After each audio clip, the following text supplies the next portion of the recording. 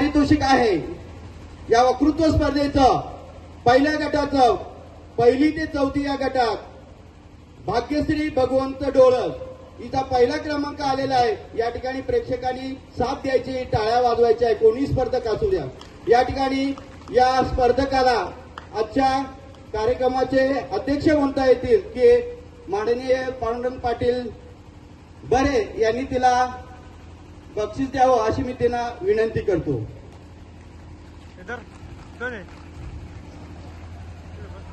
पटापट यायचंय.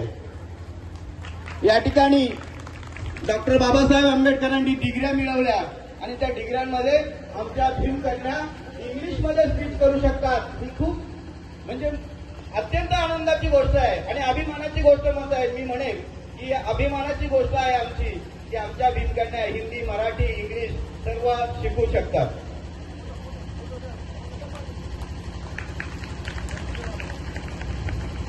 यानंतर या स्पर्धकांना या ठिकाणी ट्रॉफी तर दिली जाते, परंतु त्या मंडळाने तोही विचार केला की त्यांना रोख रक्कमही त्या ठिकाणी दिली गेली आहे. त्या स्पर्धेमध्ये दुसरा क्रमांक आलेला आहे तो आहे यश भगवान बरे यांनी या ठिकाणी यायचे. याचा सत्कार प्रभाकर बरे सर यांनी करावा अशी मी त्यांना विनंती करतो. मंडळ खूप आमचा आनंदी आहे, उत्साही आहे. नाव लौकिकासाठी नाही तर काम करण्यासाठी या ठिकाणी आपण त्या ठिकाणी ते काम करतायत.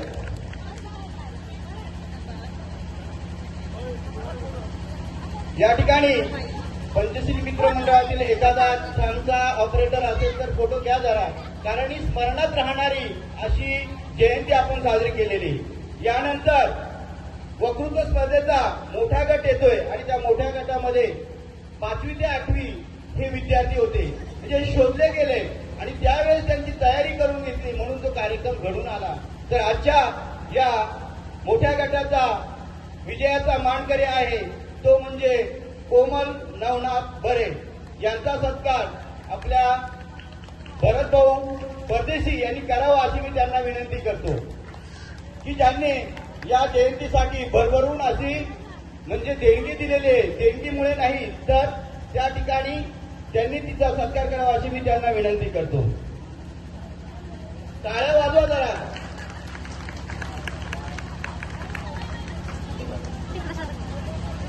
यानंतर द्वितीय बक्षीस वक्तृत्व स्पर्धेमध्ये मिळालेलं आहे ती आहे देवयानी देवीदास पांडे. देवयानी देवीदास पांडे नसेल तर त्यांचं घरातलं कोणी असेल तर त्यांनी समोर यायचं आहे. त्यांचा सत्कार सागर भाऊ पांडे आले तर चालू शकतं, कारण इथपर्यंत हात केल्यापेक्षा कार्यक्रम लांबवत जाईल. तर या ठिकाणी त्यांचा सत्कार कालचे परीक्षक नंबर 1 अनिल बरे सर यांनी करावा अशी मी त्यांना विनंती करतो. सर्वांनी टाळ्या वाजवायला. कारण का काल किती टाळ्या होत्या, काल किती उत्साह होता, पण आजचे स्पर्धक आपले निवडक स्पर्धक आहेत त्यांच्यासाठी टाळ्या वाजवा. यानंतर वक्तृत्व स्पर्धेचा गट संपलेला आहे. गायन स्पर्धा की या ठिकाणी गायनाची स्पर्धा झाली, त्यामध्ये काही स्पर्धक होते. त्या स्पर्धकामध्ये छोट्या गटामध्ये प्रथम क्रमांक मिळवलेला आहे तो आहे भाग्यश्री भगवंत डोळस. या ठिकाणी हिचा सत्कार या आपले आर्मी मॅन दत्तूभाऊ बरे यांनी करावा अशी मी त्यांना विनंती करतो.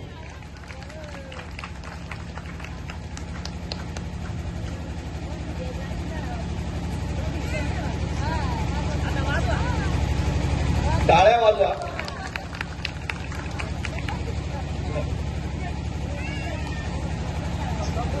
यानंतर गायनामध्ये तसा विचार केला तर स्पर्धक कमी होते, 1-2 स्पर्धक होते ते आलेच नाही. तर या ठिकाणी गायनाचा मोठा गट येतोय.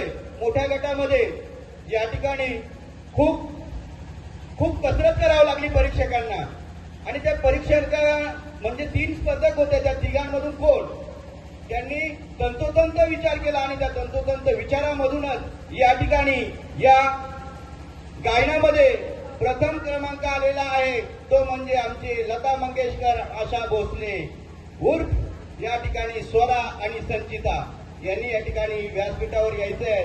त्यांचा सत्कार या ठिकाणी स्वरा आणि संचिता दोघी पण या. गावचे पोलीस पाटील ज्ञानेश्वर भाऊ बरे यांनी करावं अशी मी त्यांना विनंती करतो.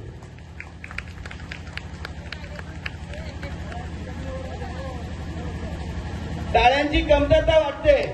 या ठिकाणी भीम सैनिक गोविंद भाऊ पगारे यांची वॉर्निंग आहे की टाळ्यांची या ठिकाणी कमतरता वाटते.